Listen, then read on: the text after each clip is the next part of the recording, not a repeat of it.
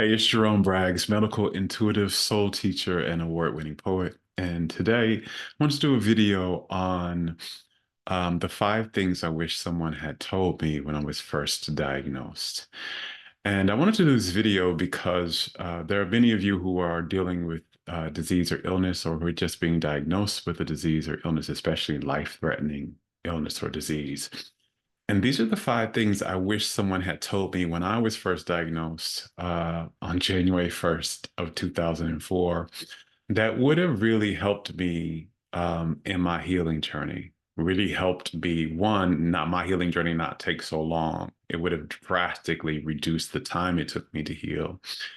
And number two, my healing journey would have been filled with so much more ease, so much more um, peace and way less stress if someone had told me these 5 things. So I want to share them with you in this video, the 5 things I wish someone had told me when I was first diagnosed. The first one is that you can heal yourself. It is possible. I wish someone had told me that, right?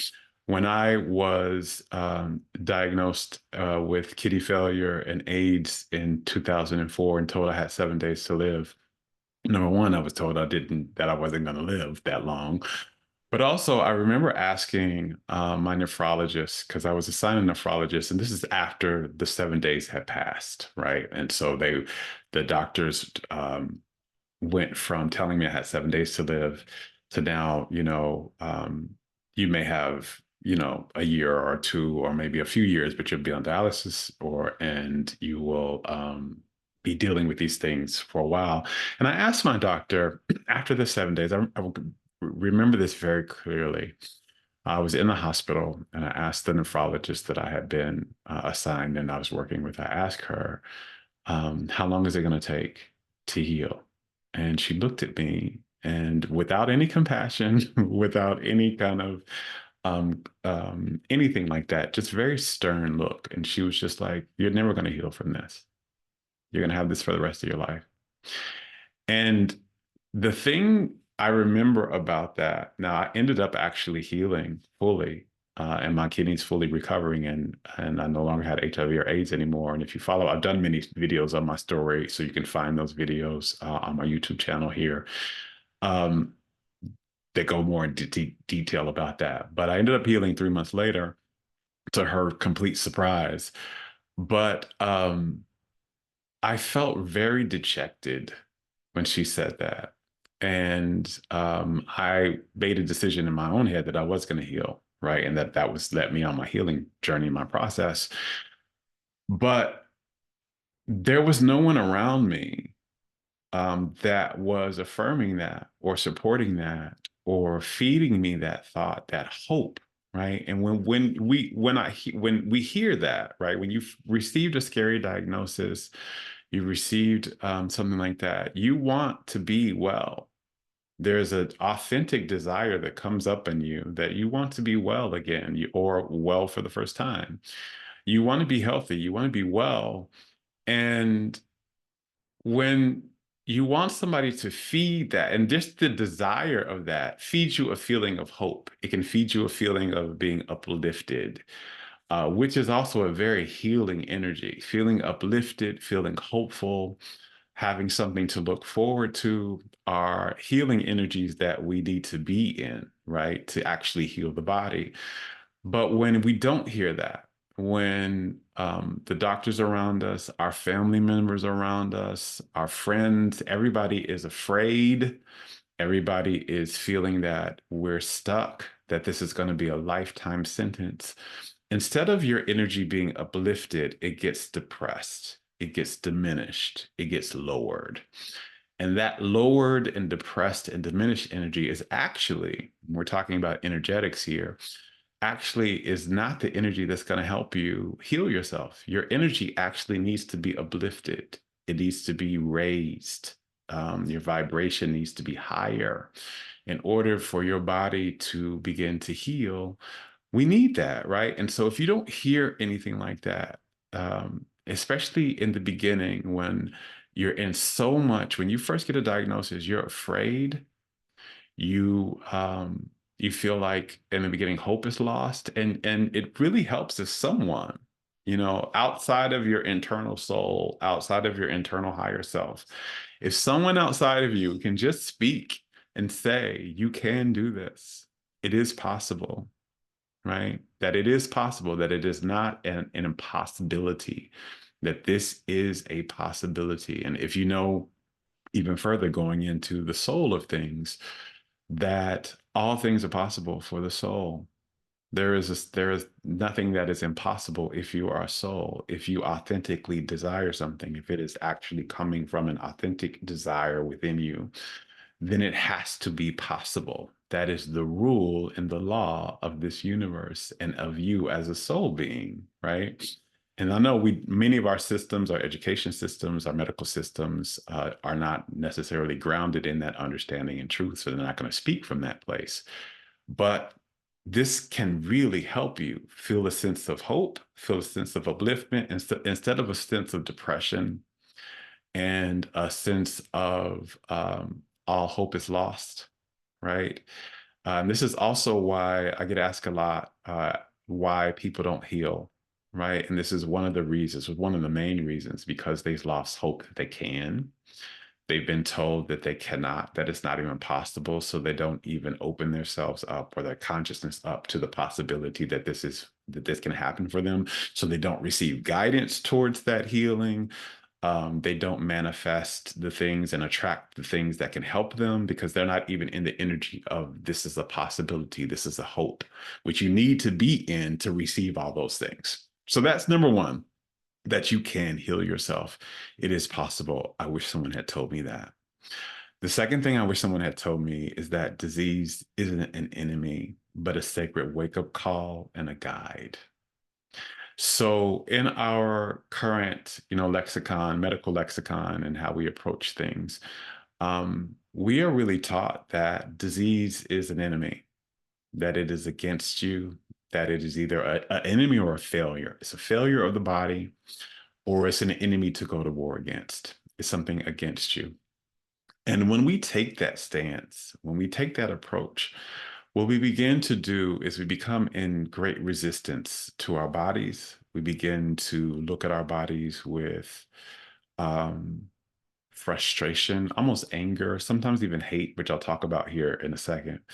Um, but we take this stance of going to war with our bodies. And the reason why this is in a healing space is because anything energetically, anything you begin to resist, anything you begin to push against, anything you begin to war against, must go to war against you. It must push against you. As a matter of fact, what we resist, it must persist and it must expand, meaning it must keep fighting against us. It must stay, right? It has to remain. It has to push against us and it has to get bigger.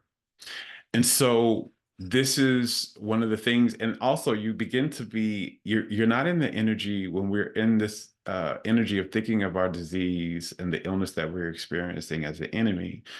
You don't begin to relax. You're always in this energy of stress because you wake up every day as going to war, as if you have to go to war, and that's a high that puts the body in a stress, a fight or flight response, which floods the body with cortisol and adrenaline, which are the stress hormones, which actually suppress your body's ability to heal itself. It suppresses its immune system. It causes inflammation in the body. It causes a lot of different things that actually take away from the body's ability to heal. So when we actually take that response, when we actually take this stance that the disease is an enemy, we immediately go into the fight or flight response because now we have to fight the disease. And we are immediately coming from chronic stress, which is not only slowing down our ability to heal ourselves, but it's actually stopping it altogether, right? But when you take the stance and the understanding that disease is a wake-up call, as a matter of fact, it is your soul's wake-up call. It is your soul's attempt to get you to stop how you're living and pay attention to the fact that you have strayed somehow, the way you're living, the way your way of being, right?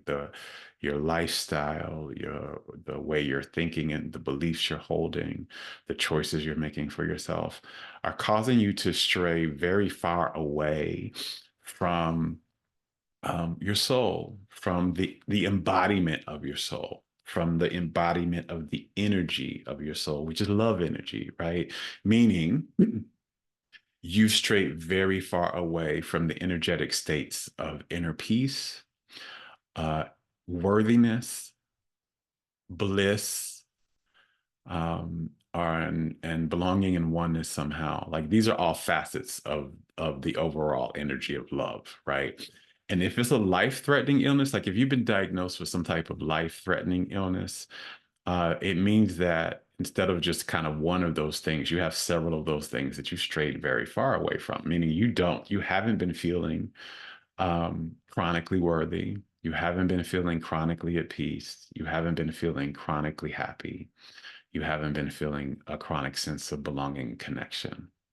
So instead, you've been feeling some form of the lack of that, right? And for a long time, and disease is a wake up call to say, hey, that's not why we're here. That's not why your soul is here. Your soul is here to live a life that allows you to embody love and nourish it, feed it so that it grows, so that you have a bigger experience of worthiness, you have a bigger experience of happiness, you have a bigger experience of being at peace, a bigger experience of belonging and connection. And so disease kind of shows up. It's not the first wake up call, by the way. And I've done videos on that before. You can find that out, find some of those. But it's not the first wake up call our soul sends us. It's usually the last, it's like the last line of defense. Like, hey, if you don't make a change right now to come back to love, to come back and to bring your way of being back to a way that helps you embody and expand and nourish love within you, then we're not going to stay here. We're not going to continue to live this life because that's not why we're here. That's not why we manifested here. So that's the wake up call, right? It's the wake up call that is here to like kind of shake you awake in a way that you can't ignore anymore. To a fact that you can't continue this type of life. This life is not soul nourishing. It's not a way that allows you to align with your soul, your higher self, right? And it's time to live a life that helps bring your higher self in alignment with you and helps feed it and helps nourish it and expand it so it grows, right? And it's the guide, right? That disease, if you will listen to it, if you will understand that it's not, if you will not necessarily go to war against it. Now, when I say go to war against it, I'm not saying that you don't do things to, nourish yourself, nourish your body, get it good nutrients, get good rest in and stuff like that. I'm not saying that, or that you don't take the medicine or you don't take, whatever treatments that you're doing, alternative treatments that you're doing. I'm not saying that. What I'm saying is this, that you realize that it's not something to begin to have a state of resistance against. Instead of something to fight, it's something to listen to, right? It's something to pay attention to and listen to. And if you pay attention to it, it will guide you, right? The experience of your disease and the things that it's trying to show you will guide you back to a life that is fully soul nourishing, back to a way of being, a way of thinking, a way of making choices for yourself, a way of living a lifestyle that feels good to you, that truly, truly, truly feels good to you, that feels at peace, that makes you feel worthy, lovable, and appreciated and accepted, that makes you feel happy, like fulfilled, like your life is fun for you and it has meaning for you, and connection, like fulfilling relationships and that have a deeper sense of intimacy. If you will really take that as a journey, that you will do that. And if someone had told me that in the beginning, I wouldn't have gone to war. Like I went to war. I went to war. I went to war with, diet and stressed myself out, added so much more stress to my healing journey around trying to think about the right ways to eat. And I was raw vegan, I was alkaline vegan, I was Whole 30. I was all these things, right? And I tried and I tried and I tried to attack it with diet instead of actually listening to the way it was asking me to make changes in how I was living, right? And not just what I was eating, but addressing the things that were eating at me, right? The things where I was unhappy, the things where I didn't feel lovable and enough, the things where I wasn't at peace, that were the stresses I had, the places where I didn't feel like I had fulfilling relationships and deep connections and intimacy that I wanted. Had someone actually sat down and talked to me about this is what the disease really is. It's a wake up call and it's a guide. And if you'll just take some time and begin to listen to it and what is it trying to show you, and even if you like, this is what I do in my work with my clients. I literally help them see what the disease is trying to tell them, what the wake up call is, and how to use it as a guide. Had somebody help me with that, it wouldn't have taken me so long. It took me years. Uh, Initially, I told you the first time I healed in 3 months, but again, I manifested this same illness a year and a half later, and it took me so many years after that to fully heal because of that. I didn't really understand that. And the first time I was using, diet and all that stuff. But the real true healing was to understand that disease wasn't an enemy. It was a friend. It was a sacred teacher, a wake up call, and a guide. And I wish someone had told me that earlier. It would save me many, many years that it took me to finally wake up to that and to use it to truly heal.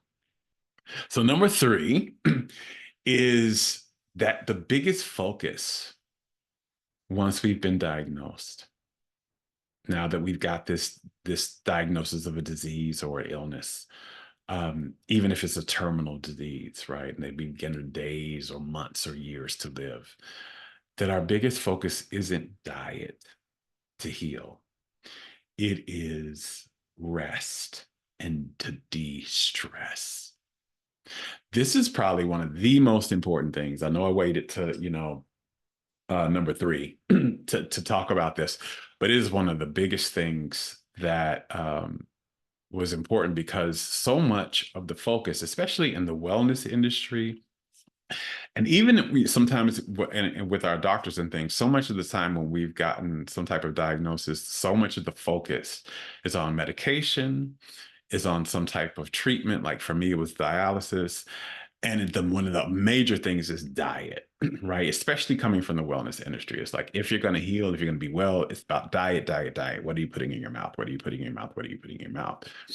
And so what tends to happen, and a lot of my clients have this same thing, that when they come to me, they have been spending years focusing on this, or if they've been recently diagnosed, they're heavily, heavily focused on this.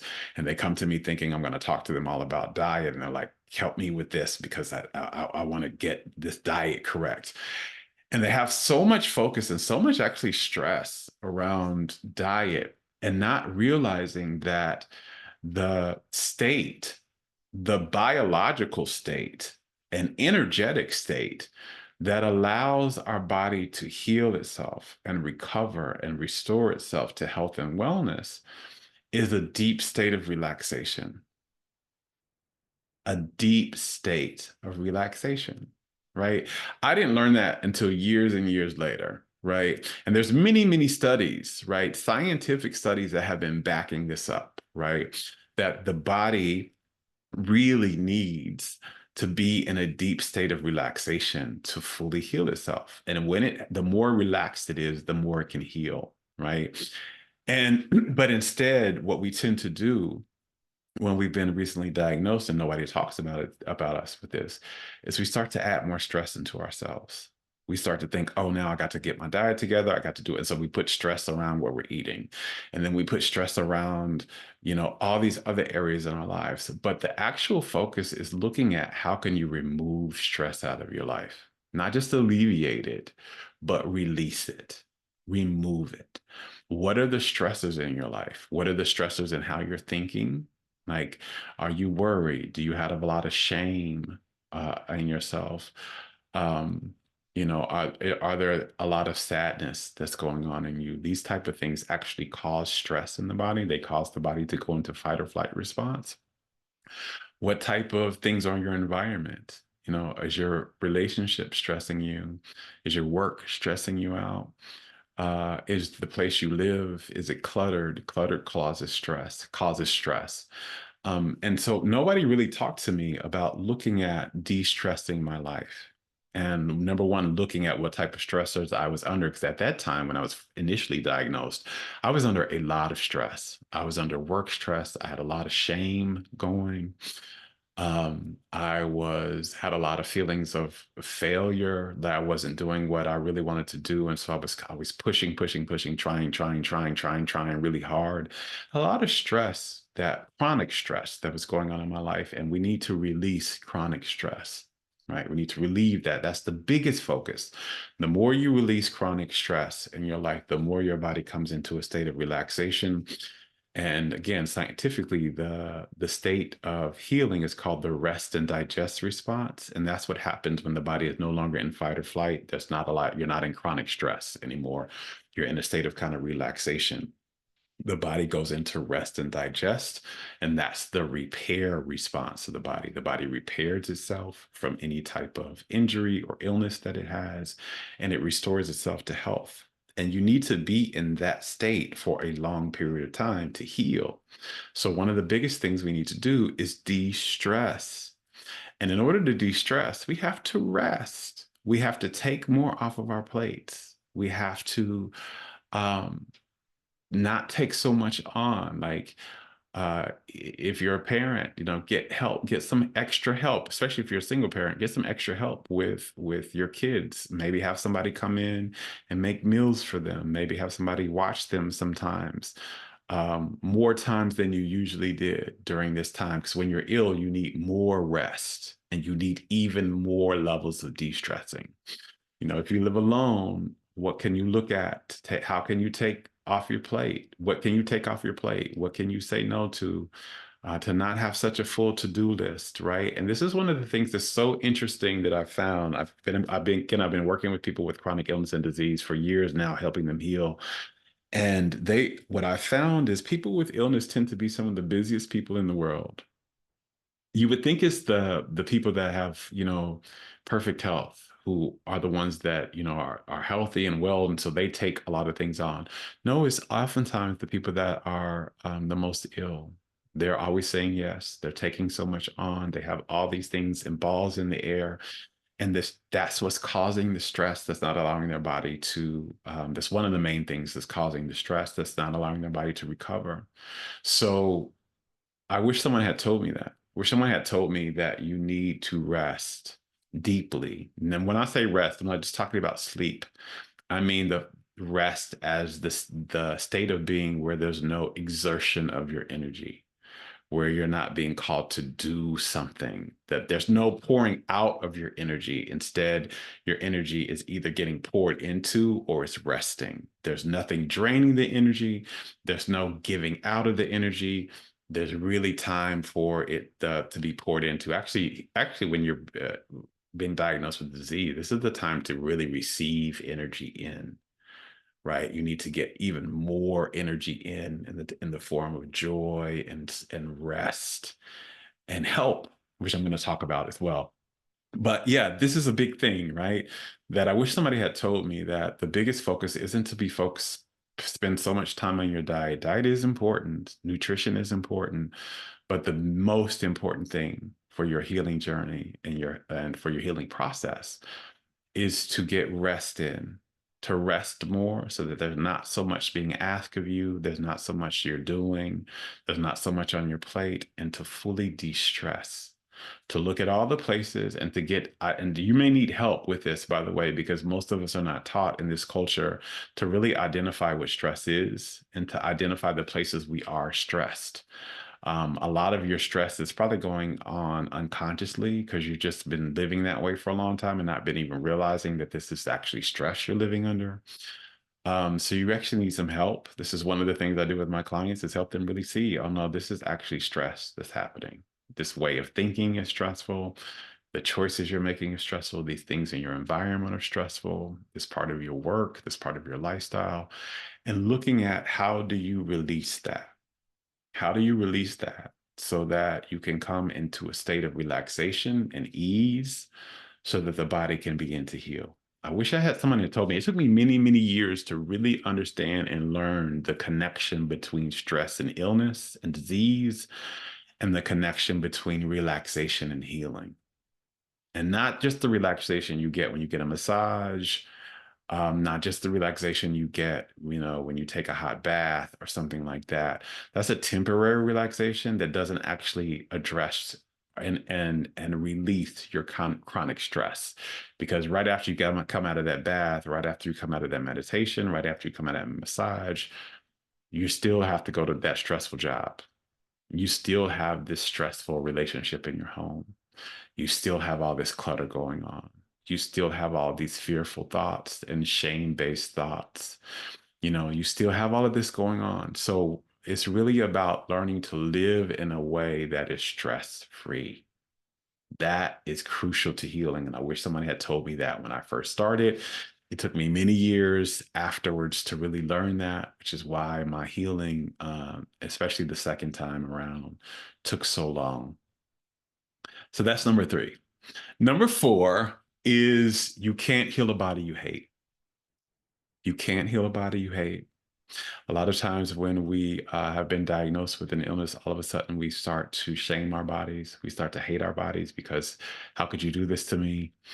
Everything was going so well. I used to be this athlete. I used to be so pretty. I used to have this and this. I used to be able to function like this. I used to be able to walk here and do this. And now I can't do any of those things. Now I don't look the same way. Like I have a lot of scars, from my experience with my illness. And I had a lot of hatred for that, and a hatred towards the disease, hatred towards the body. The disease is part of my body experience, hatred towards my body itself. And the reason why you can't hate a body, and we think you can hate your way to healing. That's one of the things that a lot of us believe. We can hate our ways to healing, right? That you hate this enough, then you'll do what it takes to heal. It's actually not true for several reasons. Number one, when we begin to hate the body, it puts the body in a fight or flight response again. So it puts the body in chronic stress. And again, when the body is chronic stress, the immune system is highly suppressed. The body is inflamed. The tissues of the body are inflamed. There's a whole lot of other things that go on. The blood pressure elevates, all of that.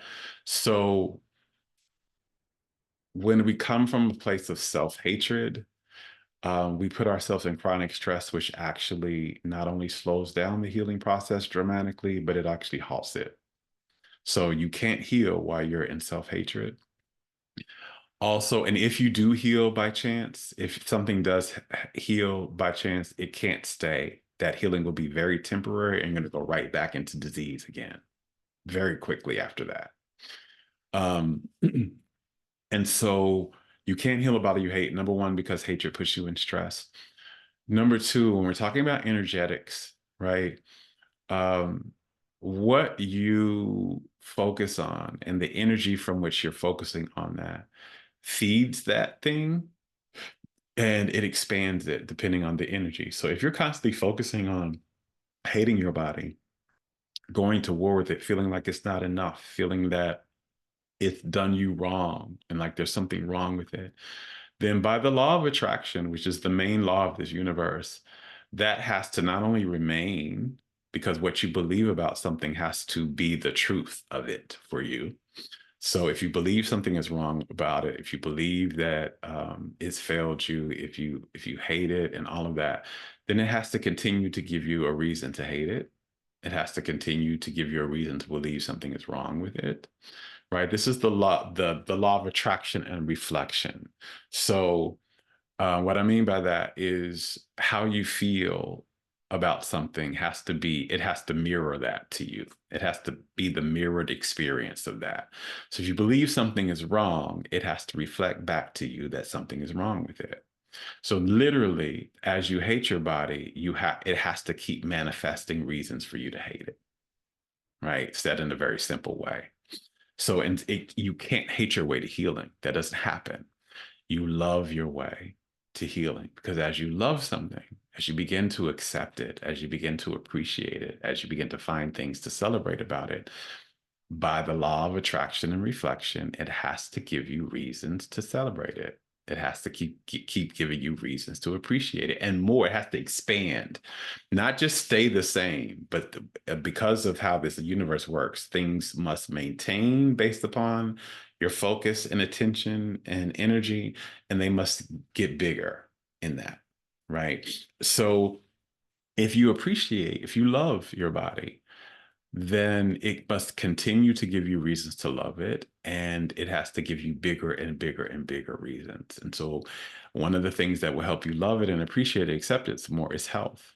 And as you begin to love it as it is, where it is, how it will begin to get healthier to give you more and more reason to do that. But if you hate your body, it must give you more and more reasons to feel hatred because that's the law of attraction. The whatever comes to whatever you feel and you believe must be mirrored back to you, must be attracted to you. You must attract experiences that reflect that, that magnify that, right? So if you're hating your body, the it has to get sicker.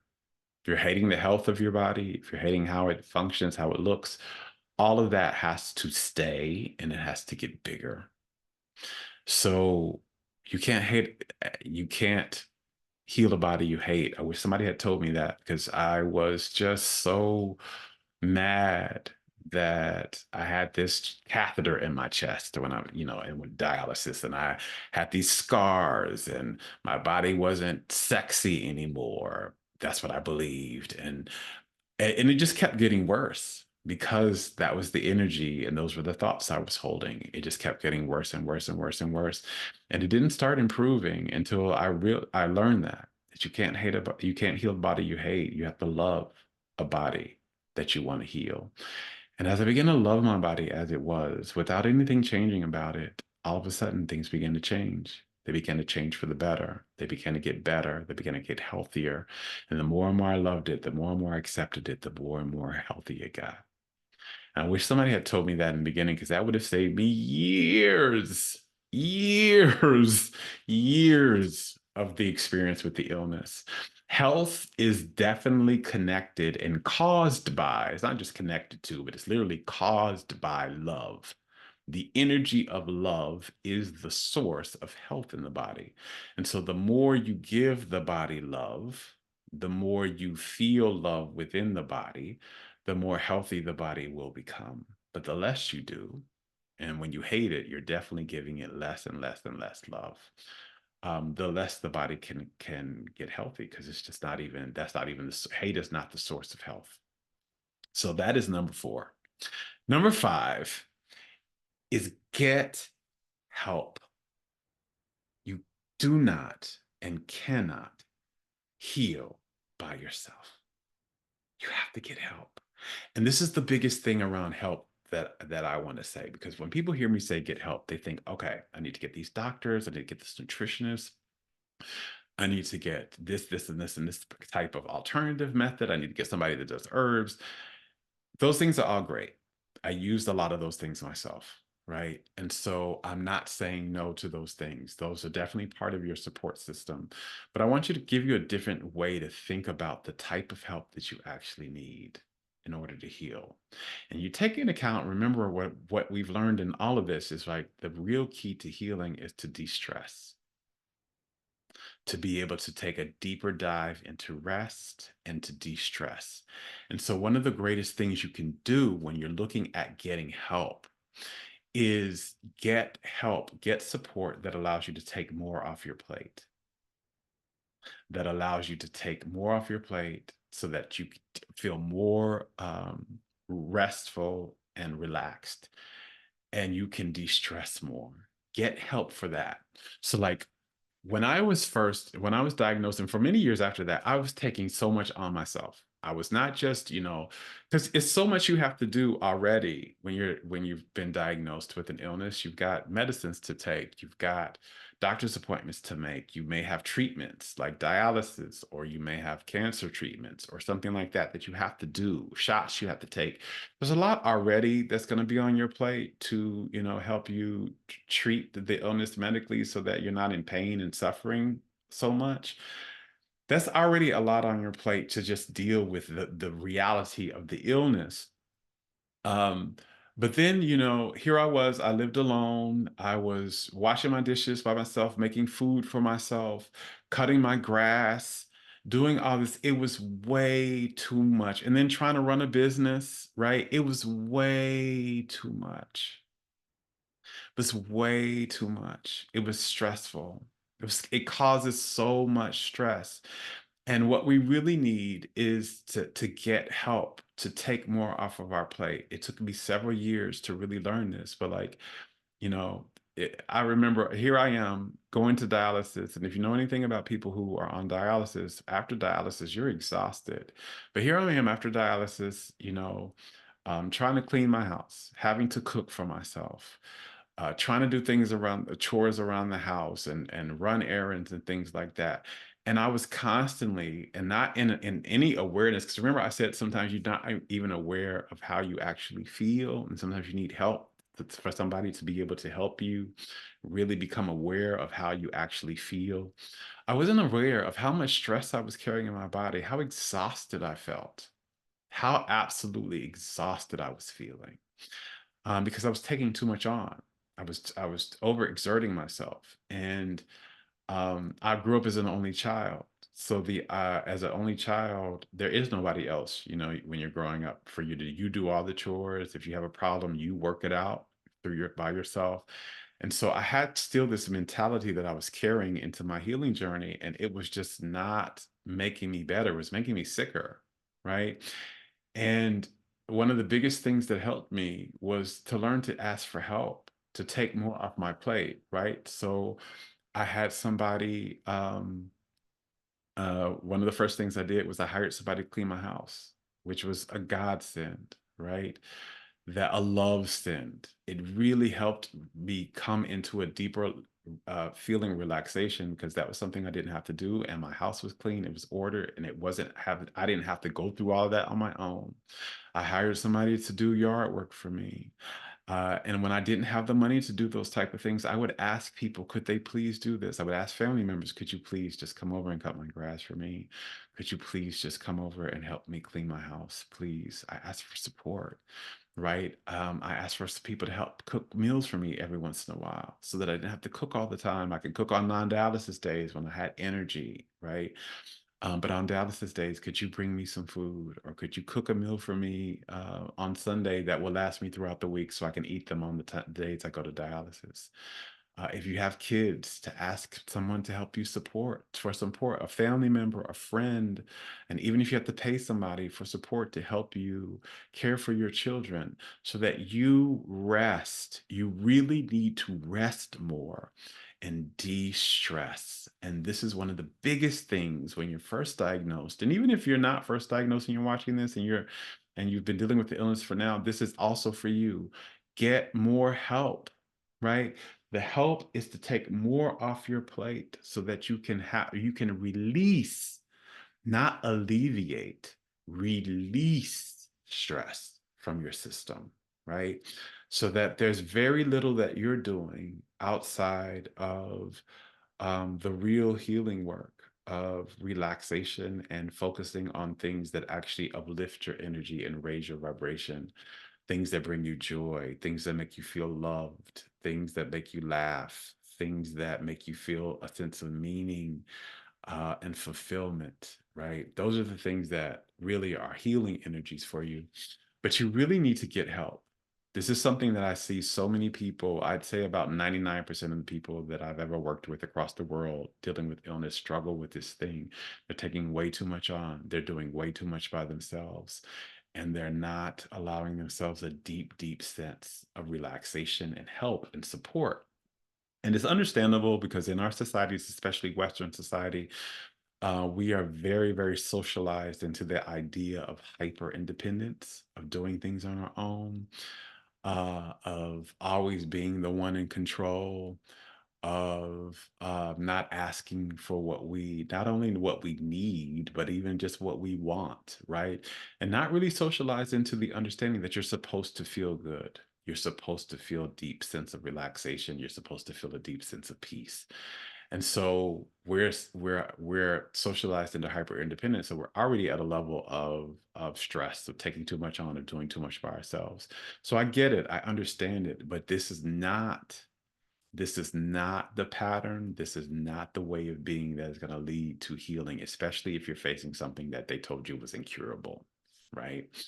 You're going to have to go into a deeper state of relaxation, and that is going to require you to get a deeper experience of support and help.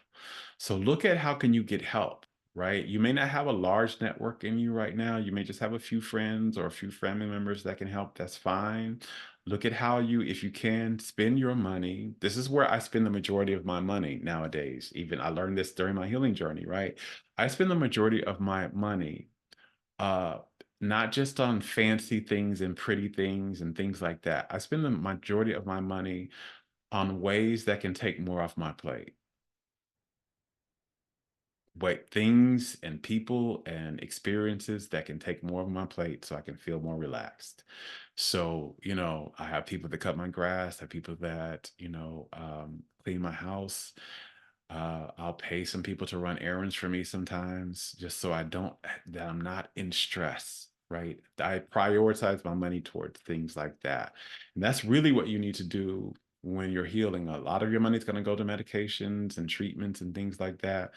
And I would say a lot of it, the other ones need to go to taking, especially in the beginning, when you are first diagnosed, especially in the beginning, your money needs to go towards experiences and assistance that helps take things off your plate so that you can relax. So that's been number five. So those are all five of the things I wish someone had told me. If someone had told me this, I would have been able to really create a healing regimen for myself that would not have taken a lot of time, that would have allowed me to have a deeper sense of relaxation and to focus on the things that actually bring healing, which is relaxation and joy. And I'll get into the joy part of it in another video. But this is the first step, is to really allow yourself to feel hopeful, to feel like this is possible, and to come from a space of um, ease and relaxation, and also a space of learning that this disease isn't an enemy to fight against, but a teacher to really listen to, and to follow back home to the love that you are and a life that truly nourishes the love of your soul. So thank you for listening. I hope this helps you. If you know anyone this can help, please share this with them. If this has helped you in any type of way, or this gave you an aha, please leave me a comment underneath and let me know what, spoke to you, what resonated with you, what you feel like you needed to hear at this time. As always, I love you, and go love yourself. Bye.